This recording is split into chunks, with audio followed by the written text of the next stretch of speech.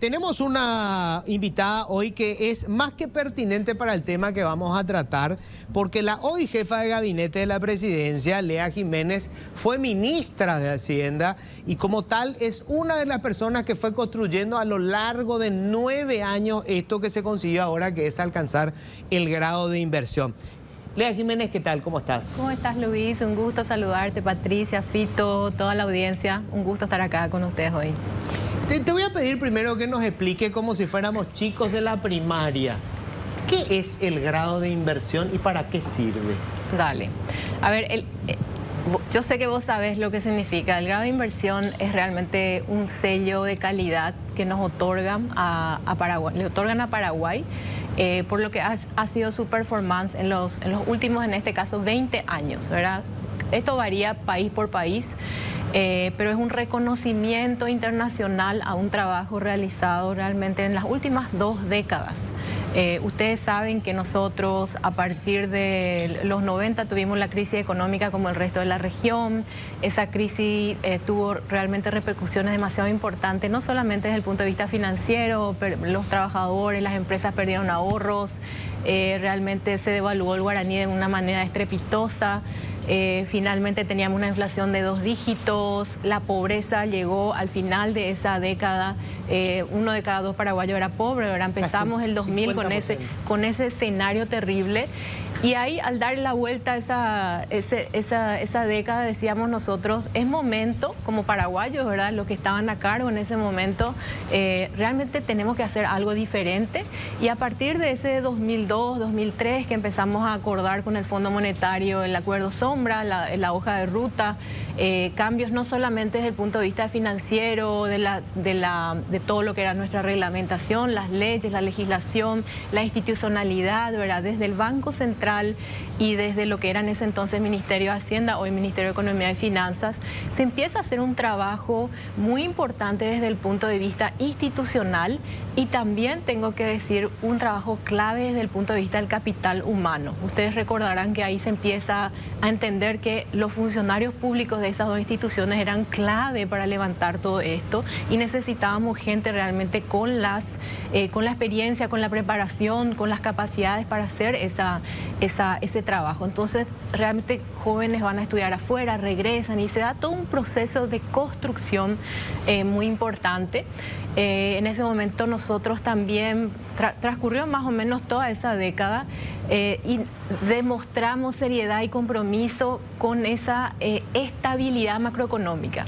Y en algún momento la estabilidad ya empezábamos a decir, bueno, estabilidad, pero ¿qué más, verdad? ¿Qué más tenemos que hacer? Y empezamos, yo creo que el 2011 fue un año importante para el Banco Central. Ahí se empiezan a aplicar por primera vez los objetivos de inflación, inflation targeting, ¿verdad?, los objetivos de inflación como herramienta para controlar lo que es la inflación. Y eso fue bastante importante. A partir de ese momento no volvimos a revertir eso da una cierta libertad también al Banco Central para hacer su trabajo. A partir de ese año, yo diría 2013, 2014, empieza a trabajarse también, hacemos la primera emisión de bonos soberanos, que en ese momento de repente se criticaba, vamos a endeudarnos, pero en realidad es un paso fundamental que da el país para empezar a establecer nuestro riesgo país, que empiecen a medirnos con esas varas internacionales y que nosotros tengamos que hacer la tarea, nos vemos forzados a hacer la tarea de manera más rápida. Empezamos también a trabajar en la ley de APP, también se había como muchas críticas, ¿qué es lo que es la ley de APP? Esto se privatiza, ¿no? En realidad, la ley de APP y la ley 5074, con los desafíos que podían haber tenido y hoy se están mejorando estas leyes, nosotros realmente dimos un salto importante porque sabemos que va a ser imposible para el Estado cerrar las brechas de infraestructura, pero si no invertimos en infraestructura no nos vamos a ningún lado. ¿Cómo hacemos eso? Tenemos que abrir la cancha y dejar al sector privado que participe, que haga su trabajo y generar esas herramientas de financiamiento. La ley de acceso a la información pública, una ley que fue debatida por 10 años en nuestro país por la sociedad civil. Ellos empujaban, finalmente en el año 2014 se aprueba. Existió la voluntad política, se dieron, digamos, la situación, era el momento correcto y a partir de eso realmente en mi cabeza marca un antes y un después muy importante en lo que es la transparencia de la administración pública. Empezamos a ver todo, ¿verdad? Empezamos a ver el Estado desnudo y decimos, mira un poco los salarios, mira un poco cómo se gasta en esto, en bocadito, en esto, lo otro, y empieza a salir toda esa información que obviamente nos enoja a muchos y empezamos a decir, esto hay que empezar a recortar, cambiar, limpiar, mejorar la calidad del gasto y se empieza a trabajar eso de manera gradual. Todo ese proceso de construcción, imagínate que en ese periodo también, 2014 al 2018, se moderniza también la Carta Orgánica del BNF, se moderniza la Carta del Crédito Agrícola de Habilitación, se crea el Fondo de MIPYMES, el Fondo de Garantía de MIPYMES, un paso importante, se crea también una ley de protección contra abusos para los pequeños productores y finalmente se empieza a trabajar y se empieza a aterrizar, porque no es solamente aprobar la ley, es también empezar a implementar la ley y empezar a ver los resultados de esa ley, ¿verdad? Nosotros tenemos que demostrar gradualmente que tenemos una hoja de ruta clara, una hoja de ruta creo que principalmente que no tiene nada que ver ni con la derecha ni con la izquierda, sino con la construcción institucional de los pilares de un país, y eso es lo que hemos demostrado en los últimos 20 años.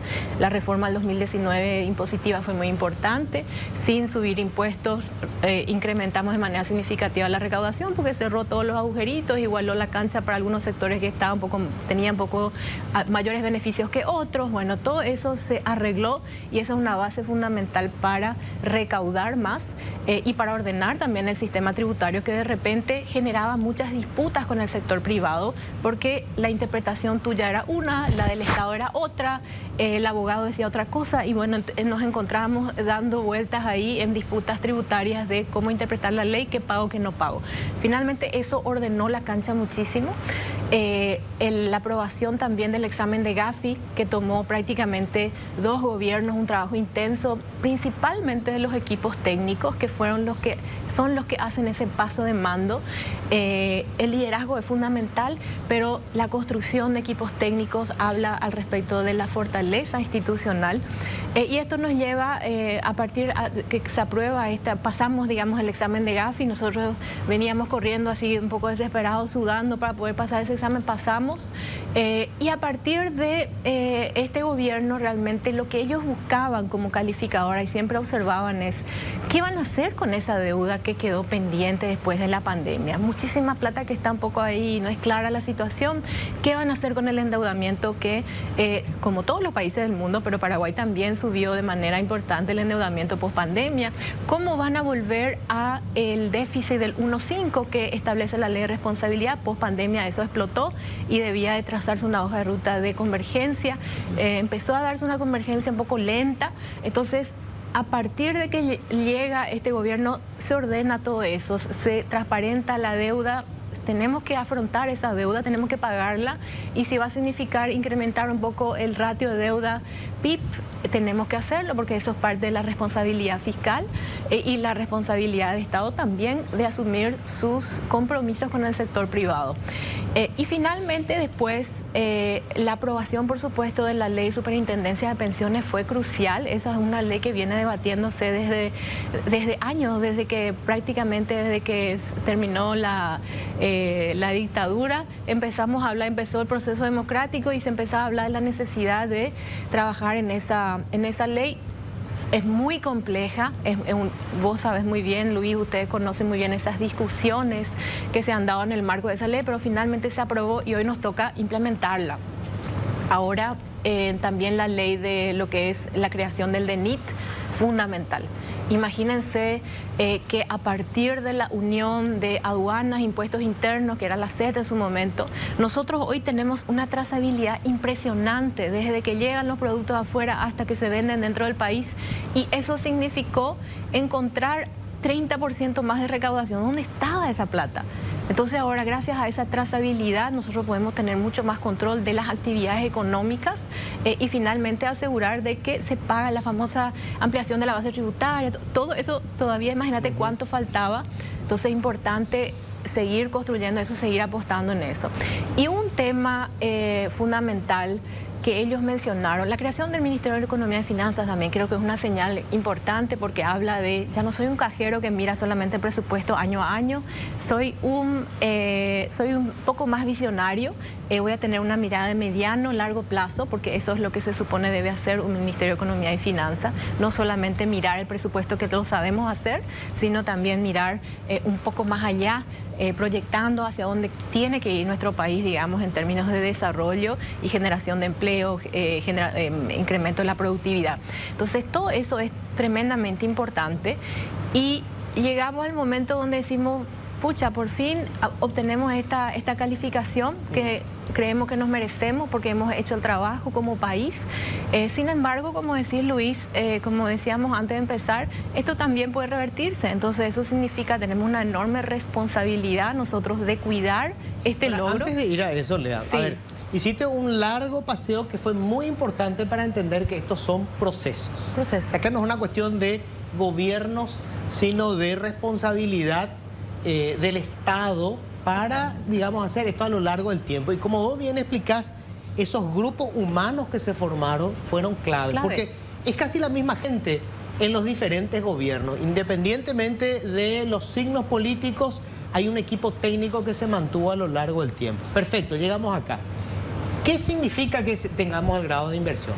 ¿Qué cambia para el Paraguay? ¿Qué significa?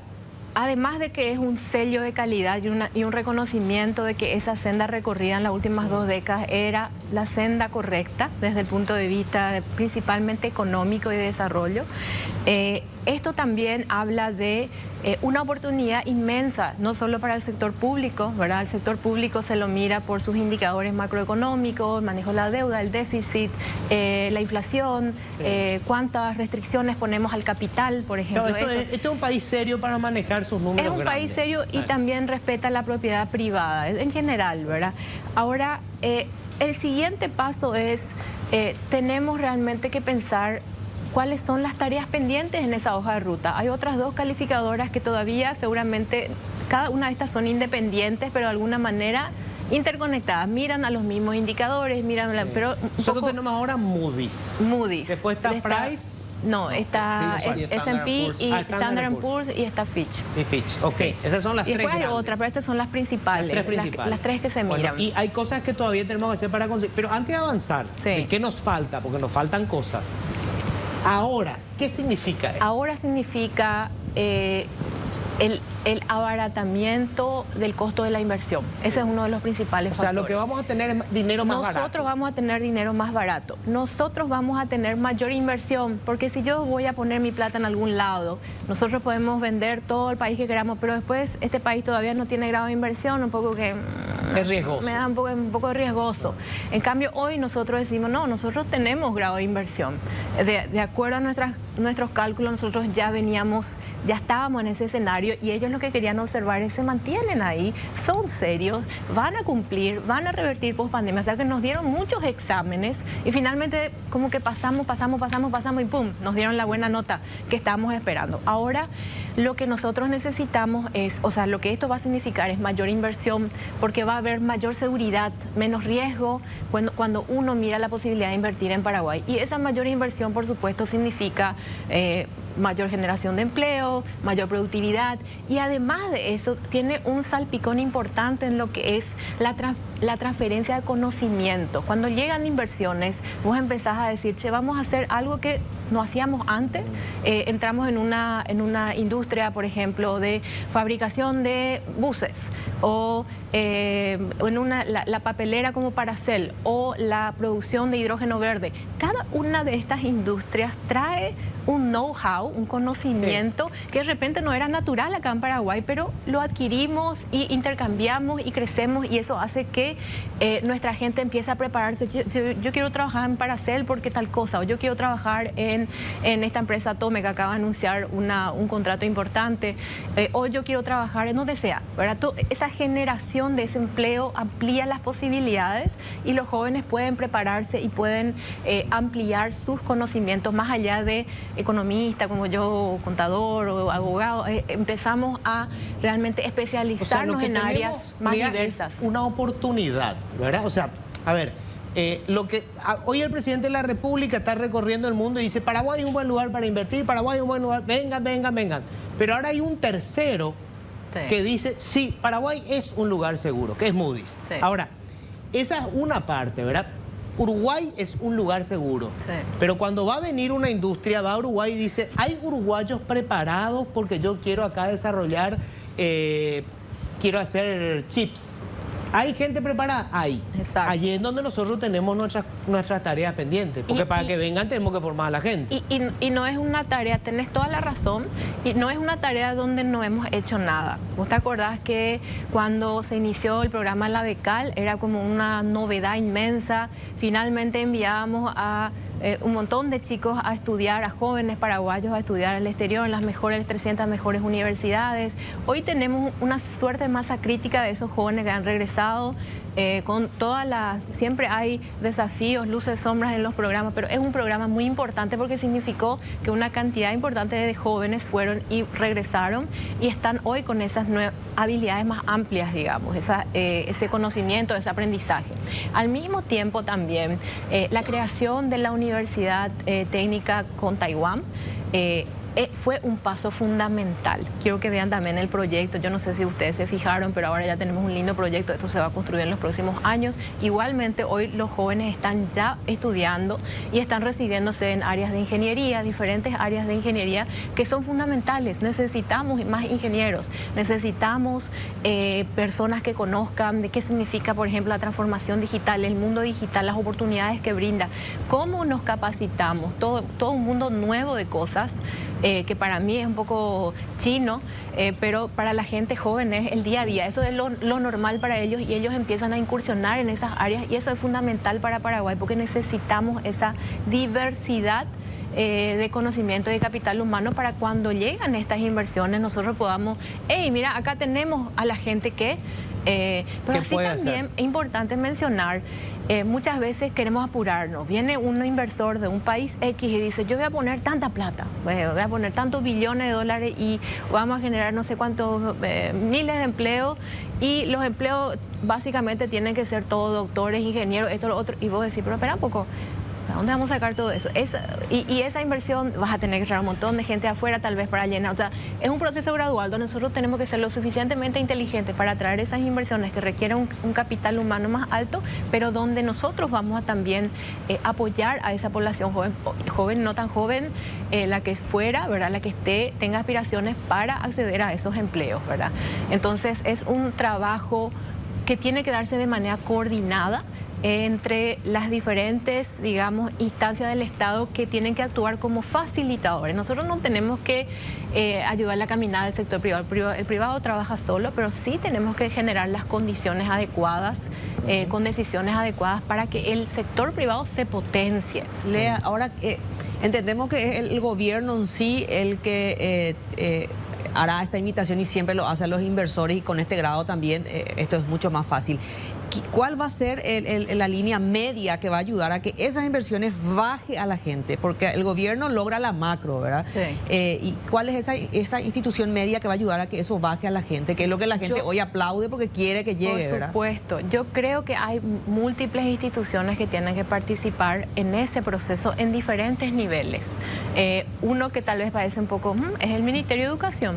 El Ministerio de Educación tiene a los chicos cuando están a punto de salir del colegio, ellos tienen que estar preparados para poder ir a la universidad o para poder ir a tomar un curso, porque a veces hoy tal vez ya no necesitamos tantos doctores en economía, pero de repente necesitamos personas que pueden entrenarse de manera mucho más rápida en áreas de trabajar con datos masivos, esto, lo otro. Bueno, entonces de repente esto puede tomar menos tiempo y tenemos que nosotros darles esos espacios para poder lograr esa capacitación. Lo mismo el Ministerio de Trabajo a través también del SNFP Sinafocal, ellos están abocados en eso y nosotros tenemos que hacer que este engranaje funcione, porque las herramientas las tenemos, no es que el Estado no tiene, no, está, pero hay que mirar un poco la foto y pensar de manera integral. Si yo quiero que esta empresa que está viniendo y va a empezar a necesitar cierto tipo de capital humano, porque primero está la construcción de una fábrica, ponerle, y después está ya el proceso donde empieza a operar la fábrica. Son diferentes tipos de capital humano los que vas a necesitar.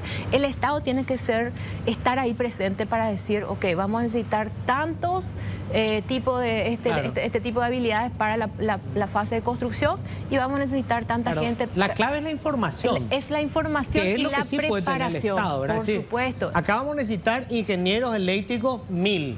Chicos están terminando la secundaria. Acá van a tener empleo asegurado y de calidad, con buenos sueldos. Exactamente. Ese es un trabajo clave del Estado. El presidente hacía un mensaje que escuchábamos y veíamos, y en ese mensaje él hablaba de la oportunidad de invertir en infraestructura, que es en este momento un déficit para el gobierno, porque se tuvo que hacer frente a una deuda que mencionaba justamente, ministra, con el sector privado, y en este momento prácticamente no hay inversión por parte del Estado en obras públicas, en infraestructura. ¿Hay un plan para inversión en infraestructura, en concesiones? Yo no diría que no hay inversión, hay muchísima inversión. Me encantaría que le invitara a la ministra ahora, que ella, estoy segura, puede contarles mucho sobre qué se está haciendo. Muchísima inversión que se está desplegando, muchas Solo que obras de infraestructura. La inversión pública es insuficiente para la demanda, para la necesidad. Eso sabíamos ya hace 10 años, más incluso, ¿verdad? O sea, nunca luego fue suficiente. Hubo un periodo demasiado largo donde invertimos cero y nos jactábamos de tener un superávit fiscal, 8 años de superávit fiscal, que en vez de superávit hubiésemos invertido un poquito más, en mi opinión. Sin embargo, era, digamos, nuestro momento de mostrarnos sostenibles, responsables macroeconómicamente. Bueno, hoy nosotros necesitamos cerrar brechas de infraestructura. Entonces, eso requiere de inversión. Por eso las leyes de APP son fundamentales.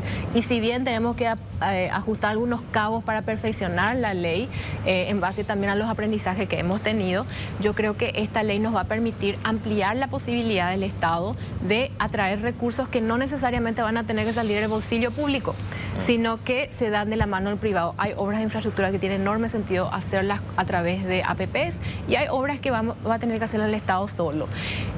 Tenemos la buena noticia de lo que fue la negociación inicial de Itaipú. Por primera vez tenemos que, por 3 años consecutivos, tenemos garantizado montos importantes que van a ser principalmente enfocados en inversión en infraestructura, ¿verdad? Y tenemos una hoja de ruta clara al respecto de qué es lo que queremos hacer. Eso va a generar un montón de trabajo, un montón de obra, un montón de legados que van a dejarse después de esto, a medida que esto se va implementando. Ahora, yo creo que eso va a ser muy significativo, pero al mismo tiempo nunca es suficiente. Entonces necesitamos más. Y esto va a permitir que tanto el sector público como el sector privado pueda acceder a financiamiento para infraestructura más barata. Abarata el costo de la inversión de manera importante. Claro, porque siempre se van a tener que tomar créditos, y los créditos van a ser más baratos. Por supuesto. Ahora, Lea, yo creo que es muy importante que ustedes puedan, digo porque son la administración de ahora, convencer a la gente de la importancia de esto, porque el resultado va a ser a futuro. O sea, mañana no va a cambiar la vida de la gente. Acá lo que estamos viendo es la posibilidad de que se dé una inversión, se genere más riqueza en el país, y esa mayor riqueza redunde en una mayor inversión en salud, en educación, pero esto va a llevar tiempo. Esto no va a ser mañana. Sí y no. Me parece fantástico que mencionas eso. Muchas cosas se toman su tiempo. Sin embargo, nosotros, como decía al inicio, creo que mencioné, 9 años esperábamos para este momento. Imagínate. Entonces, era como que hace 9 años ya estábamos, ya tenemos todo. Mira, hicimos toda la tarea. Danos el grado de inversión. Y esas son las conversaciones que veníamos teniendo año tras año. Finalmente, hoy tenemos ese grado de inversión. Entonces, de alguna manera, los inversores ya estaban ahí como esperando, mirando, olfateando, llegando. Varios llegaron en los últimos años realmente, porque el crecimiento, por ejemplo, de la maquila, que fue impresionante. 6 veces creció la maquila desde que creo que el año 2003 o algo así. O sea, gigante es el crecimiento. Entonces, y por eso también, eso es un factor muy importante, siempre nos llamaban la atención las calificadoras, y también del Fondo Monetario, el Banco Mundial, etcétera, diciéndonos que nuestra matriz productiva es muy poco diversificada. Es decir, no llueve, se seca la producción, estamos fritos. Soja, carne, entonces etcétera. La volatilidad de nuestro crecimiento era demasiado grande. Eso empezó a cambiar. 2013, 2018 el crecimiento fue promedio 4.5, no porque en promedio uno fue 10, otro fue 0, no, porque en promedio fue cada año alrededor de 4.5, 5. Ahí, Entonces eso refleja, se me cayó este motor, pero tengo otros motores que me permiten seguir sobrevolando el avión, ¿verdad? Y ese otro motor es principalmente en el área de servicio, que es muy importante, pero también en el área de el sector industrial. Hubo una diversificación, un paso de vender solamente productos básicos, digamos, de la agricultura y la ganadería. Hoy vendemos productos más industrializados. Eso fue un cambio importante. Y del lado de la maquila también estamos produciendo el tema de autoparte, el tema de calzado, el tema de ropas, textiles, etcétera. Entonces, eso es importante porque eso no depende de la lluvia, no depende de... permite que nosotros podamos amortiguar mucho mejor los golpes. Y ellos notan, ellos miran todo, o sea, ellos te hacen una radiografía y dicen, ahora te ves mejor, ahora yo confío de que tu crecimiento no se va a desplomar de un año al otro así nomás porque dejó de llover, por una cuestión climática, ¿verdad? Exógena, sobre la cual vos prácticamente no tenés control. Entonces, esto nos permite tener mayor control de nuestro crecimiento y eso es importante. Ahora, Lea, dos cuestiones porque nos quedamos sin tiempo que son muy importantes, ¿no? Uno,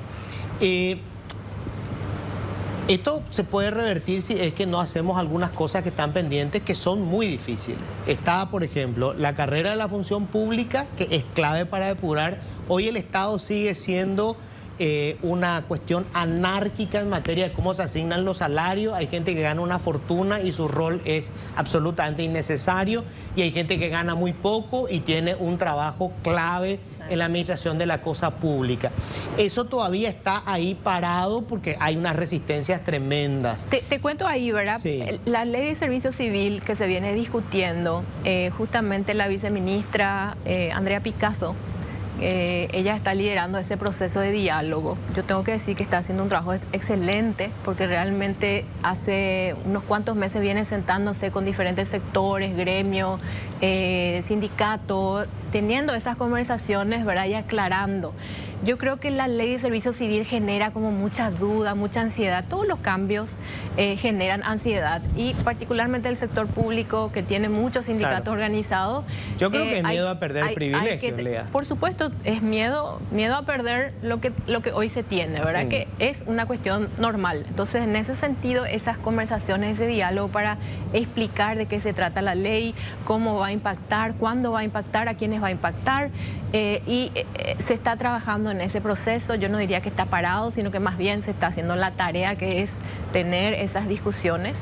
Yo ya la veo siempre a Andrea que saca fotos, me reuní con este grupo, el otro grupo, y creo que hay que tener en ese proceso de diálogo mucha paciencia y entender también al otro lado, ¿verdad? Nosotros a veces queremos apuntar, hay funcionarios públicos, como siempre digo, de primera, a quienes justamente hablamos acá. Gracias a ellos, muchos de estos trabajos técnicos se pueden llevar adelante a través de los diferentes gobiernos, y muchas veces ellos son los pilares que sostienen a las instituciones, ¿verdad? Y al mismo tiempo también hay otros que, como decías vos, de repente tienen pagos que no corresponden y entran a veces entran los Nepo Baby por la y todo ventana. lo que tenemos. Entonces, esas cosas son las cosas que necesitamos resolver. O sea, estamos todos de acuerdo. Y ahora, dar ese paso, lograr ese paso y tener los votos, porque finalmente dependemos de los votos del Congreso, es un proceso que hay que trabajar con mucha cintura y con mucho cuidado. Entonces, creo que ese trabajo tenemos que dejarle que se dé ese proceso de diálogo. Hay una ventaja, esta administración tiene mayoría en ambas cámaras, en teoría cuanto menos, ¿verdad? Aunque muchas de estas leyes van a ir en contra de los políticos. Tienen carta blanca para los proyectos si lo quieren desarrollar, yo ¿verdad? no diría que existe carta blanca necesariamente. Yo creo que todos son procesos de discusión, de negociación. Hay discusiones intensas al respecto de diferentes temas. Y a veces sorprende gente que vos decís, ¿por qué no está de acuerdo con este cambio? Gente que de repente vos considerás debería estar, y son procesos complejos donde realmente se requiere de mucha paciencia. Ahora, cuestión final, porque me dicen que nos quedamos sin tiempo. Caja fiscal es una que Caja fiscal, clave, Sí, obvio. caja fiscal. O sea, Esa es una de ley hecho, tenemos una fundamental. superintendencia de pensiones, pero tenemos una cantidad de cajas que están quebradas. La caja fiscal es y una. la buena noticia es existe la voluntad política para trabajar en esos proyectos y por eso se está teniendo ya estas discusiones en el marco particular, esas dos leyes que son, yo creo que las más urgentes tal vez. Ahora, Lea, ¿cómo van a administrar este problema que no es del Ejecutivo, pero es clave para cualquier inversor? El Poder Judicial es el árbitro. O sea, vos tenés un problema en tu inversión y la justicia es clave. Y hoy la justicia es una de las instituciones con menor credibilidad. ¿Cómo van a enfrentar ese drama? Yo creo que no es mi área de expertise. Yo sé que hay muchos desafíos en el ámbito de la justicia, desde cómo se eligen a los jueces, hasta cómo se vota, hasta cómo se les juzga después, etcétera. Siempre hay cuestiones que pueden mejorar. Yo le dejo esa discusión a los expertos. Sí puedo hablar del lado un poco más de la gestión, digamos, conjunta que tiene que tener el Poder Ejecutivo, el Poder Legislativo y el Poder Judicial. Un ejemplo concreto donde estamos trabajando y esto, créanme que va a beneficiar a la ciudadanía, es el trabajo que se está haciendo en el marco de la estrategia de combate a la corrupción. Esa estrategia, personalmente me ocupé de trabajar con los diferentes sectores para armar ese compromiso. No es solamente los 3 poderes, y también los 2 extrapoderes. Y ahí se habla de 44 diferentes proyectos, porque yo conozco, porque trabajé en este ámbito de combate a la corrupción y conozco las estrategias que se hacen y a veces son un gran canto a la bandera. Vos mirás y ahí vamos a ser más íntegros, sí. vamos a ser más transparentes, lírico. No, toca de violín. A mí no me gusta lo lírico, a mí me gusta lo práctico, lo pragmático. Entonces lo que hicimos es, que es lo que nos pidió el presidente de la República, identificamos áreas críticas donde nos juntamos los poderes del Estado a trabajar y donde lastimosamente en vez de juntarnos hay como un abismo.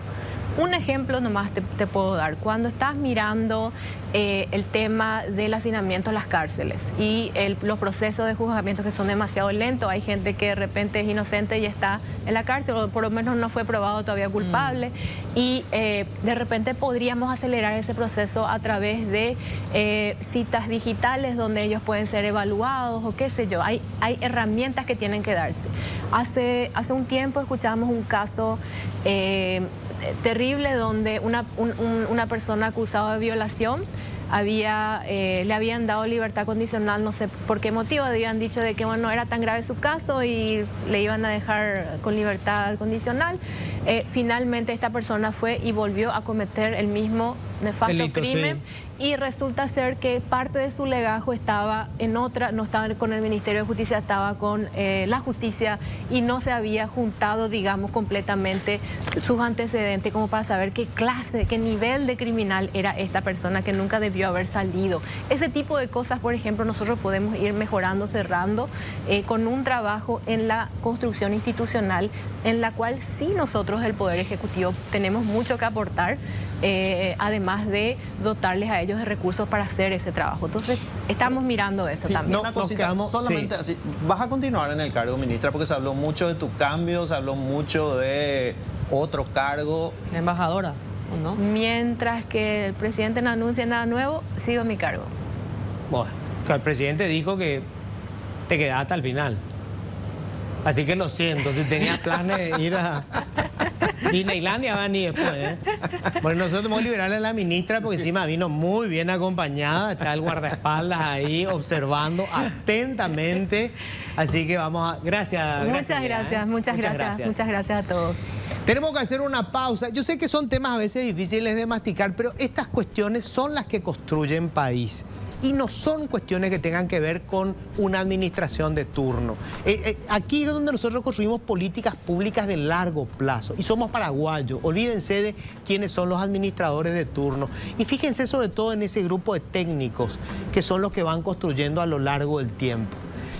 Yo la conocí a Lea como ministra, primero como viceministra, después como ministra. A Santiago Peña lo conocí como ministro, como miembro del directorio del Banco Central. O sea, hay una generación que se va formando y que va más allá de las cuestiones políticas.